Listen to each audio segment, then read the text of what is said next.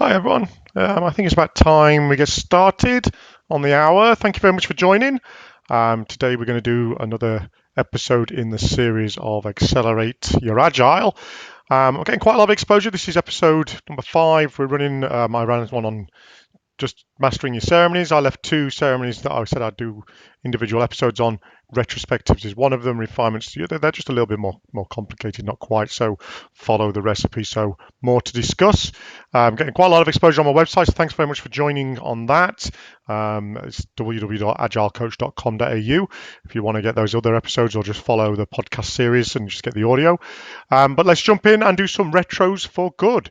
The secret to high performance. So I've been running retrospectives for about 10 years, and before that it was team meetings.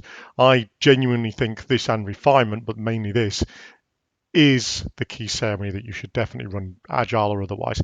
It's a team meeting, but there's a little bit of structure, and we'll go through that. Today I'm going to cover what the retro is, in case you've never even heard what a retrospective is, why I have the retros, who is the retro for. Then I'll run through how to keep things simple, if you're a facilitator, how to run it, or if you're a team member, how you can help your facilitator by keeping it simple. And then I'll just show you some tools that you can use that I've been using. I'll show you the best one that I use and some others that I use when that one's not available. All right, so hopefully you understand what a retrospective is. It's a ceremony. It's the retrospective ceremony. To be fair, it's technically a Scrum ceremony. It's part of the Scrum framework, and so it's said to be run at the end of every sprint, which is a Scrum um, terminology. However, most people now just call it an agile ceremony. You tend to find that as Scrum being about 50% of the implementations of agile. I think Safe's probably making some inroads on that, but people get the two just interchangeable now. But it's an agile ceremony. There's also I'll just mention Safe, Inspect and Adapt. There's all of these ceremonies that are about getting the team to improve, and the one for the smaller teams is a retrospective, and smaller being between 6 and 10, smaller than 6 if you like. So it is run on cadence, and it's a bit like going to the gym. When I did my cadence episode, I talked about things that keep you healthy. You don't necessarily do it because you know there's going to be an outcome that day or short term, but you know long term, if you want to win the race, you've got to make sure you train. So doing a retrospective is very much like going to the gym. It's something I don't like going to the gym. Some people do. You go to the gym because you know it's good for you, and you do it even on the bad days. So come rain or shine. Um, Now, this coach would like to call it the hindsight ceremony. So retrospective sort of is always looking backwards, which is then retrospectively adjusting to it. I like the idea that you just say, well, in hindsight, we'd have done that differently. So let's do it differently next time. That's what we're really looking for. All right, so another meeting. Why bother? Why do we even do retrospectives? And it's, to be fair, that's like most of the ceremonies, but because this one's got one that's a lot more of a long term, why go to the gym? Why bother? So it's a lot more long term. It's a lot more of a strategic objective to be your culture to be high performing. And let's have a look what I mean by that, by the fact that you can't just get there overnight. And what to do that, I'm going to introduce something. Well, it might not be an introduction. You might have heard it before. Tuckman's stages of group development. So team development, it doesn't happen overnight. In fact, there's steps you have to go through. Like anything where there's steps you need to go through, you can't just jump to the other side. You have to go through these steps. So you've probably heard this is forming, norming, storming, performing. Lovely, really. Lovely ring to it, right? You can't just jump those steps. So to get from one to the other, there are loads of things you're going to need to do. And the leaders amongst you will understand that. Those who are developing leadership skills will understand that as well. But you can't just jump from forming to storming. There's always these stages. And I'm not going to go through Tuckman's too much. You guys can Google that. One of the tools is retrospectives. You could definitely use retrospectives at every stage. And bear that in mind. If you're running a retrospective or you're in a retrospective where the team is performing, don't stop your retrospectives because you can regress, but it's going to be different to if you're forming.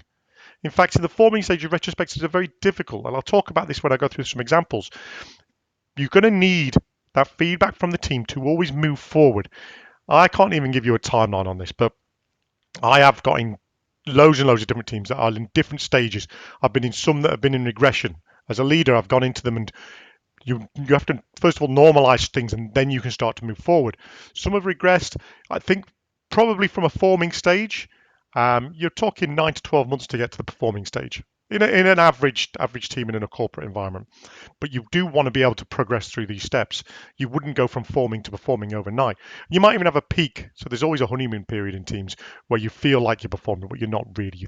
But the retrospective is a good way of unearthing that and finding out what we could do better. And everyone can bring their experience. That's the great thing about retrospectives. Some people have been through different journeys at different places. Okay, so before we go any further, I'm just going to jump onto the number one mistake, the number one failure I see, and having been into dozens and dozens of teams, genuinely dozens, and they go, oh, we tried Agile, didn't really work, or that's the usual thing that I'll hear. We don't need a coach. You go, well, we'll work through that. Do you run retrospectives? Do you run reviews? And the answer that I've heard more times than probably anything else, yeah, we run the review retrospective. And what they've done is the team's made the mistake, and this slide is from my ceremonies one. So what they've done is they made the mistake of making the review and the retrospective the same thing. And because of that, one gets praised over the other, and it just turns up being a product review, and you never really do a retrospective. So they stopped doing their retrospectives because those two can't be combined. You have to have a distinct session for each and a time box for each. So I'm focused on the retrospective today. So what I'm really saying is the number one mistake that you may not be making, but try and avoid it if you're a new leader or if you're joining a team and you're seeing this as a mistake, please call it out. Have a distinct retrospective session and a distinct product review session. Now, the retrospective session's cadence wants to be regular. It doesn't have to be the end of the sprint. I've got to tell you, if the end of the sprint, especially if you're doing releases at the end of the sprint, it can be really, really, really, really time consuming to put a retrospective and have a quality one in there. Do it mid-sprint if you have to. That's better than not doing it at all for sure. Okay. Ideally end of sprint, but don't stress yourself out about trying to squeeze it in. Okay, so that's a failure. That's a little tip for you guys. I'm going to move on to who it's for now. I want to go through this really quickly. Who is the retro for? Let me be clear. It's the team. Is it the management? No. It's not for the management. It's not by the management. It's the team. The management want you to do a retrospective. If they could fix these problems, if they could identify and fix the problems in your team, if they could identify and improve the things that will get you to being storming, if they could identify and get you guys to be performing, they'd do it. They'd do it. But what the retro is going to fix is the more cultural things, the more intricate things. I mean, I've been an agile leader, I've been a manager in the old development team manager. You can't do it. You need the team to do this. The retrospective is the tool that allows you to do that, and time. So you add the time to it as well, because these little things will come on. You need this retrospective. So it's for the team, but it's for the organization that you're working for, and for the goodness of the product and the goodness of the team. It's for the team, and it's the team that I've really got to take ownership of these retrospectives. So I hope that's really clear. Now, you might have a manager in your team. They're a team member. Right? So they're a team member then. Okay. All right. So this one probably going to be directed more at the people who are going to facilitate retrospectives. Now, if you're a facilitator of a retrospective, it is challenging then to be a participant. You need to respect that. It's certainly in my early days, I would talk a lot more because I felt like I was participating. But actually, because you were the leader facilitator, I was kind of taking over, and I've kind of watched other people do these retrospectives and respect that now. If you are facilitating, probably remain a facilitator and try not to contribute too much. You're really there to chair the meeting as well. So try not to do it. So I'm speaking to mainly the facilitators now, but the rest of you guys who aren't going to facilitate or going to participate, it's really important you understand that there's a framework to it and help the facilitator out, because I've also struggled quite a lot as a facilitator. So the retrospective ceremony. So number one tip, keep it simple. Keep it simple. There are loads and loads of different templates out there, loads of different, you have 3 columns, 2 columns, 4 columns. Do yourself a favor. Keep it simple. And the best thing about simplicity is keep it consistent. Keep it simple, keep it consistent. Let the team understand what's going on without having to learn, oh, what's this retrospective going to be like today? Okay, now we are working in an environment now where a lot of teams are remote, and thank goodness for it, because it's a lot more productive and a lot more enjoyable. But if you're in a group situation in the office, that works much better. But if you are on remote, get your cameras on, get yourselves interfacing with one another, make sure everyone's there. Another one that will see if retrospectives fail is just one person missing from the team. You really do need everybody there. You need to be a session that's well attended. As a facilitator, I've already mentioned this. You want the team to speak up. It's not about you. It's not about facilitator talking, and you do want people to hear one another. You are going to have to chair, so that means keeping people on topic. you start talking about something that's not on topic, you probably need to pull them back to the topic that we're actually trying to talk about. But really, you've got to be good at get people to hear and bring people in. And so there is a structure to it, and that's the simple structure I'm going to go through now, but it really is just to get a prioritized agenda. Anyone who's familiar with the lean coffees, a lean coffee, this is like a mixture between a scrum. What I'm going to go through is a mixture between a scrum ceremony out the book and a lean coffee, because it's even simpler and you can get it simpler. Okay, let's go through this quickly. So step one of vanilla retro. First of all, you must have set up already a board and cards. So do that beforehand if you're the facilitator. Board, simple. 2 columns on the board. Where do we do good? Where can we improve? 2 columns. That's got people thinking, right, I need to talk about things we do good and things we can improve. Cards, if we're using a digital system, it's going to be within the system. If not, it's cards for people to write on. While I'm on here, you can do anonymous for this. You might find in some parts of the site, the Truckman's group development, you might go anonymous.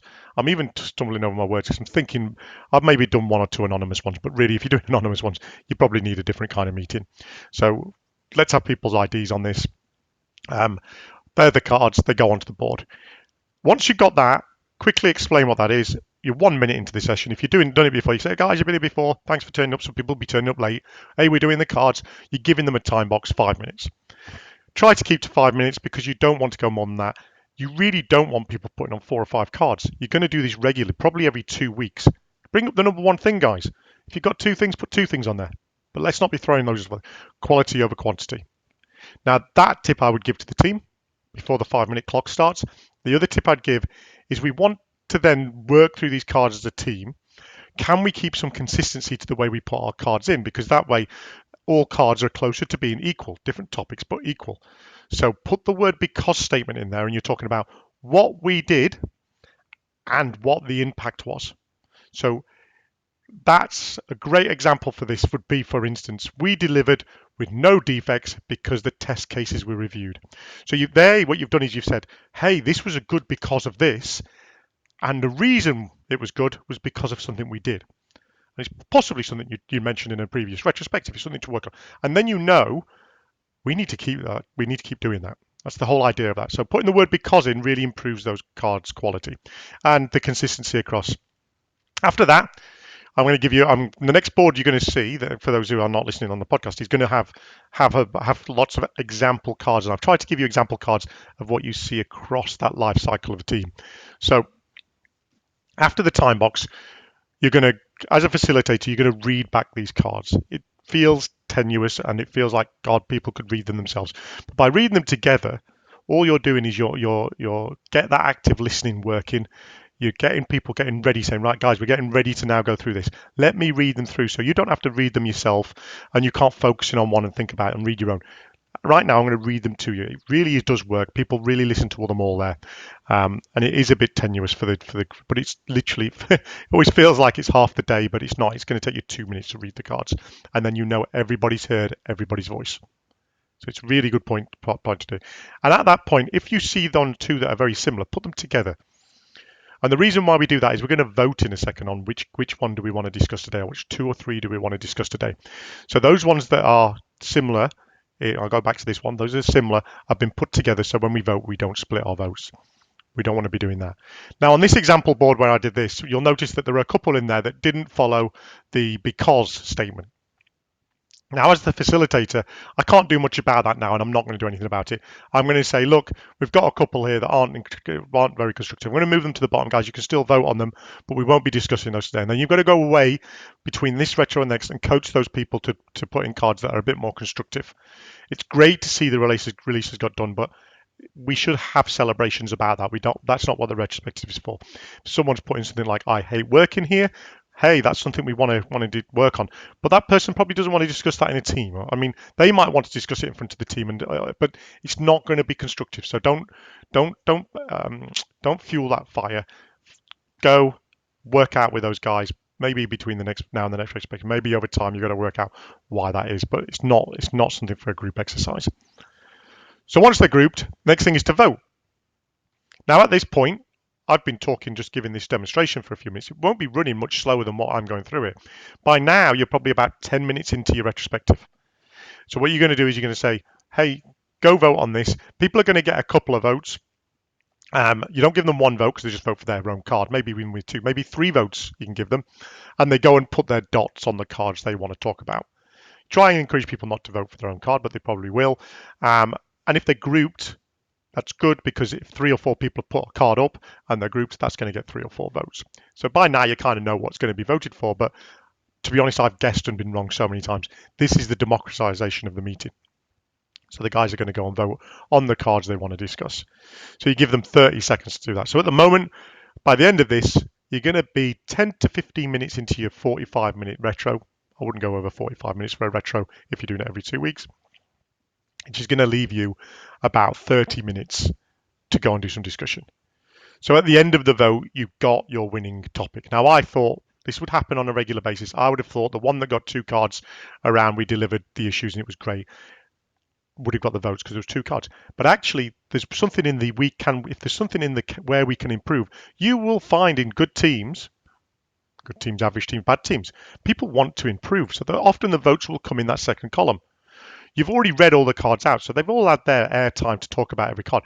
But if everyone's voted for, in this case, I've got a card here that says the weekend testing was not great because planning the sprint was poor. That's the thing to talk about. And you need that point as a facilitator, you go, okay, who put this card up? Who voted on this? Do they want to tell us what they think? Give everyone an opportunity to talk. Let them talk about what they're going to do. As a facilitator, you'll try to draw them into what could we do better next time.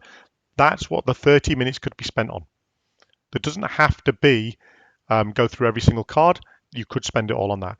If you start hearing repeating and people just reinforcing, then you know it's time to move on to the next topic. And the facilitator should share that meeting to go, hey guys, I think we've talked about this. Leave a few minutes at the end to come back to it, just to review the meeting. But really, it's about now opening up, spending as much of the 30 minutes that's left listening to the team and the team listening to one another. So that's what we really want to do to team to open up. Okay. So I'll just quickly go over that again. So first we start off as a facilitator, have the board and the cards ready. Get a time box of about 5 minutes where the people go solo and pin up their cards. Read it back to the group after 5 minutes. So we're about 6 minutes into the retro, 7 minutes into the retro. You read back, takes a couple of minutes, and you group them. And then for about 10 minutes in, we will vote and order, and we'll see which one we want to discuss first, and then probably even order of second, third. We're going to give as much time as we need for the first one. Usually I would say this is 15 minutes, maybe 20 minutes, and then you might get a second one in. But the really important thing in there is to chair that discussion. At the end of all of that, you close the meeting as a facilitator. Now, here's the bit that I understand people who haven't run retrospectives and to sort of say, oh, we want actions out of it. I was directed by a director recently, I want actions out of your retrospective. And I'm like, if things were easy to action, if we could take tangible actions out, move it to the left, paint it green, we'd be doing that. Retrospectives are about changing the culture and taking ownership, each individual taking ownership. And I've always said this at the end of the retrospective, guys, if there's any actions that are clear, I will take them out or we'll work out what's going to happen and we'll put them in the backlog because it's work, right? But really, what you want is you want everybody to feel responsible for what's come out of that retrospective. So if we had a card on there that was about poor sprint planning, everybody should be in that meeting. So when you go to the next sprint planning, say, hey guys, remember the retrospective where we didn't plan very well and we talked about the fact it's because our estimates. That's why we should spend more time on and everyone will go, yeah, let's make it better. If you just take that action out and say, well, we'll give that to the scrum master to sort out, everyone else will go, great, not my problem. So don't create that culture. We're maintaining the culture. It's for you, team. This meeting's for you, but it's for you to also improve. So that's a really important point about the retrospective. I know there's a temptation to take actions out and assign them and get things done that way. This is the exceptional meeting where it's not about the science, it's about the art and the art of creating a culture to get to the performing. Within that Tuckman's group growth linear process, that's more pertinent towards the performing end of things when you're trying to get things to be really performing. When people are norming and when they're norming, really, there are going to be more actions. We couldn't deliver the thing because there were no testers. Action, go hire a tester. Yeah, that's in the early days. You'll get that. That's the easy retrospectives to run. More challenging emotionally, but easier. to get your team to be great, you've got to start to think how I was describing just then about the culture. All right, last section before we wrap up. A couple of tools I will point out to you that I used. I've used both recently. One of them is exceptional. It's Microsoft, so it's a very functional one, but it's by far the best retrospective tool to use remotely, especially if you're already in the Azure DevOps environment. Um, I've got a picture of it up on the screen now. If you're on the podcast, you can go to www.agilecoach.com.au and you can see the content. It's the 38 slide. Don't worry, there aren't 38 slides. A lot of them are just pictures. It's a great little tool. It's a great tool. It's got exactly what I just showed with two columns. Well, you can customize the columns, but you would add two columns. The cards, you can group them. You can vote on them. You can create actions if you like that will put them into your backlog. All of that's in the tool, and it's all associated to the iteration that you're actually retrospectively looking at. Like I say, because it's Microsoft, you can imagine it's very functional. It's very Scrum by the book. You have to assign actions. You put them against your sprint. Yep, cool. That's all very good. But actually, as I've just described, there's more of an art to retrospectives. But the tool is definitely the best tool because you can leave some features on the shelf if you don't want to use them. The second tool that I'm only going to go through two tools is one called Easy Retro. I'm not on commission, by the way. This is just a really good tool to use. It's free for up to 3 boards. I've used it. My last gig was using Jira. I don't find Jira has a very good tool for this. This is the tool I'd be using. Miro's okay. Use Miro or any of the whiteboarding. Really, if you're in, by the way, if you're not remote, if you're around a table, don't use one of these tools. Use a whiteboard, right? But and sticky notes and post-it notes. But if you're working remotely, these are the tools to use. Okay, that's about it for retrospectives for good. Retrospectives how to get an high performing team. Let me just wrap up what we went through. So introduce the idea that the retrospectives are a slightly different ceremony because we're not looking at the product. We are looking at forming, norming, storming, performing. And we're going to run the retrospective to help us get through those. There'll be other tools that you'll do to help you get through those, but this will be a key tool to getting the team to improve. Make sure you have this as a separate ceremony. Don't just run it as a review. Yes, it's an end of sprint, end of a cadence type event, but you can move it out of there and put it anywhere. It's really important you have it. It's really important. It's distinct, and you focus on the function of the meeting. It's not for the management. If the management knew how to do this, they'd do it a different way. Actually, they're supporting the retrospectives. I've never been to an organization or any engagement where it was not supported to run a retrospective. Sometimes you might get that, oh, we're really busy, let's not do it. I'm like, look, doesn't matter how busy you are, you've still got to eat, you've still got to go to the gym, let's do it. It's more important than ever. And then we've been through some steps on how to run a retrospective and a couple of tools you can use. So the steps, 5 steps, keep it simple. A 45-minute session should be at least 30 minutes of the team talking. Yes, that does seem like it's, why not just give them the whole 45 minutes? Wouldn't it be more productive? Well, not if you're not focused on the number 1 or 2 things that they want to talk about. And the democratization of that just takes a little bit of effort to get that sorted. Again, like I say, my biggest mistake in my early days was chairing and participating. More recently, I just don't participate in the retrospectives I run. If I do want to participate, I'm lucky enough to have a group of colleagues that I would be able to call on to come and run the retrospective so I could participate. Okie dokie. Thank you very much for your time today. I really enjoyed going through retrospectives. I always enjoy running retrospectives.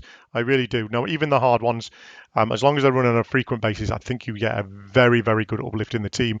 You get them working really well together. Check out the Wikipedia on that Tuckman's group format. It's brilliant. You'll probably relate to it. And please check out my website, www.agilecoach.com.au. Subscribe to the podcast or my newsletter on LinkedIn. All right. You have a good day. Thank you.